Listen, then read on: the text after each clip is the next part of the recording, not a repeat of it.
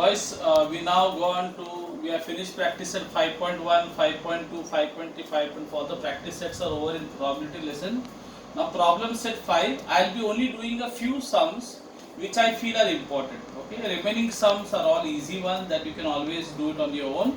If you still have some difficulty, then when the school reopens, I will solve your difficulties, no issues. But I will only do what I feel is important. Okay, so let's I'll just do the first question, problem set 5. The first question, choose the correct alternative. I would like to do the first sum there.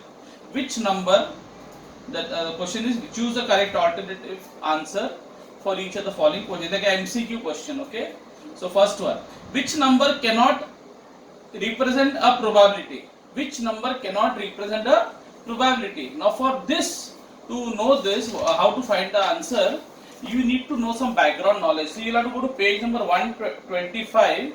If you see on the top, there is this thing called Let's Remember. Page number 1, just go on the back side, turn over. You go to previous page, you will see Let's Remember. In that, if you see the third point, if E is any event, 0 is less than equal to P of E less than equal to 1. See the third line. In that, let's remember that boy's photograph is there.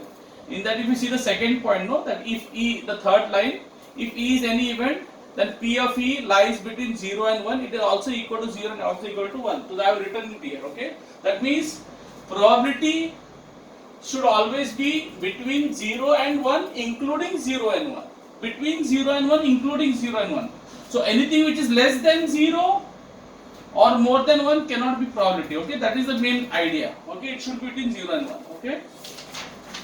So let's see the first question. Now let's come back to page number 126. The top question, question number 1, the first sub question, which number cannot represent a probability? So let's do it one by one. So I am doing the first question. The first question, first one. Okay, let's see each of the probability. First option is given to you is the A option, which is 2 by 3. Okay. Now what do is you divide and find out the answer more or less. So when you divide 2 by 3, you get a recurring number like 0.666, so around 0.67 roughly. Okay. The second one, B is okay, quite clear, quite obvious. It is 1.5, no problem. Third one, C is 15%. 15% means 15 divided by 100. That is 0.15. Okay. And the last one, D, already given in the form of a decimal, so we don't have to worry. So I have converted everything into decimal. If you can see 0.67, this is already given decimal. This I converted decimal. This is already given in the decimal. Now you see which of them. 0.6 lies between 0 and 1. Yes, 0.6 comes between 0 and 1. So this is possible. What about this 0.15? That also comes between 0 and 1. That is also possible. 0.7 also comes between 0 and 1. So that is also possible. Now probability possible is not possible is 1.5. Because 1.5 is more than 1. I told you the probability of any event should always be between 0 and 1. So it is 1.5. It is more than 1. So this is the answer. This is the correct answer. Okay. So the answer to the first question is this one. Okay. This probability cannot be 1.5. It should always be between 0 and 1, including 0 and 1.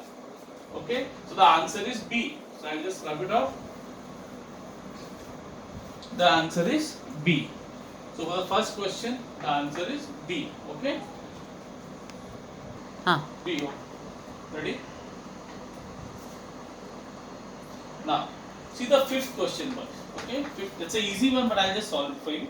N of A is given, P of A is given 1 upon 5, N of A is 2 upon 2. I'm going to first question, fifth sub question. Huh? So what is N of S? So our formula is very clear. P of A is always N of A upon N of S. Now what do you want? You have to find out N of S. Okay. So what do? You exchange the place. Let N of S go up, let P of A come down. So N of the formula will be N of S is equal to N of A and P of A will come down. Okay, so adla badli. N of S went up, P of A came down. Now what is N of A given to you? You have to find out N of S. No? So what is N of A given to you? N of A is given to you as 2. And upon down, P of A is given as 1 upon 5. So you all know whenever there is a fraction in the denominator, the the denominator goes up. So I get 5 into 2, 5 2s are 10. So my answer is 10. So which is that answer? 10 wala. That is your option A. So for fifth question, my answer is A. And for the first question, my answer was B. Okay. Now let's go to the second sum. Okay, you can pause the video here, and we'll do the second sum.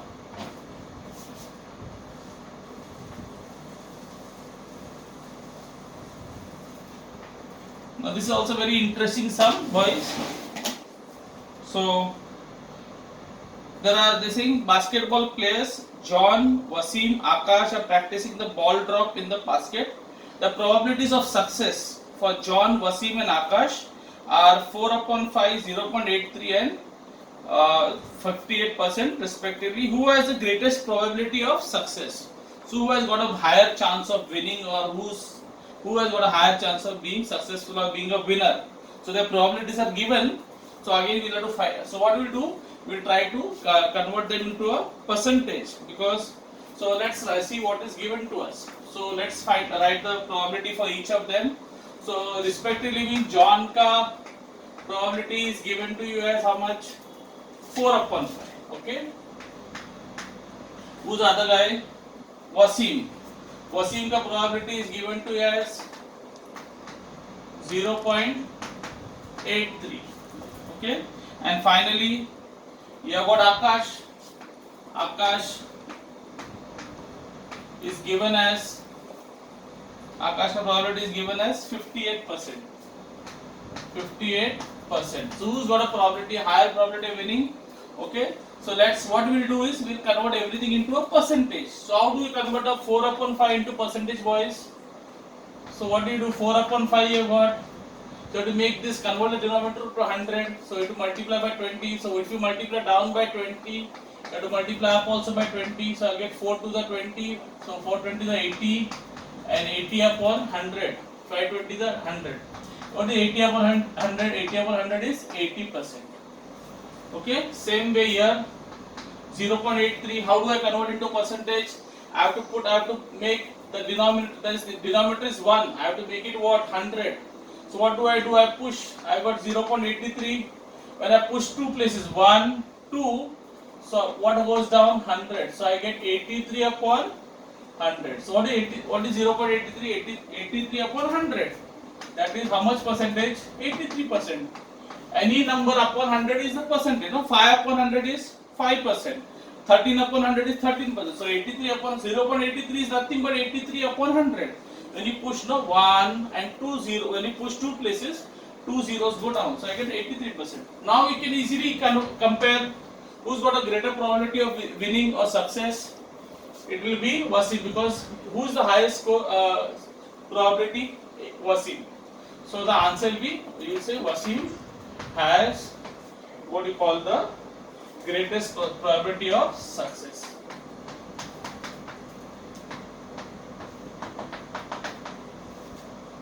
Probability of success. Now, the other alternative method for this is you can convert all of them into decimals and then find out who is the highest decimal. For example, John. Okay, John is 4 upon 5. When you divide 4 upon 5, what do you get? You get 4 upon 5 0.8. Right? What about Wasim? Wasim is already given to you in decimals. How much it is? 0.83. And what about Akash? Akash is 58%. 58% means 58 upon 100. Percentage means always upon 100. So 58 upon 100 the 1 2 zeros. So if the decimal will move 2 times, 1 2. So the answer will be 0.58.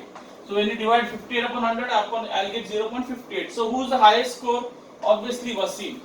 So you can either convert it to percentage and compare, or you can convert everything into decimal and compare. The answer will be the same. Wasim will have the highest probability of success. So these are two different ways of doing the same sum.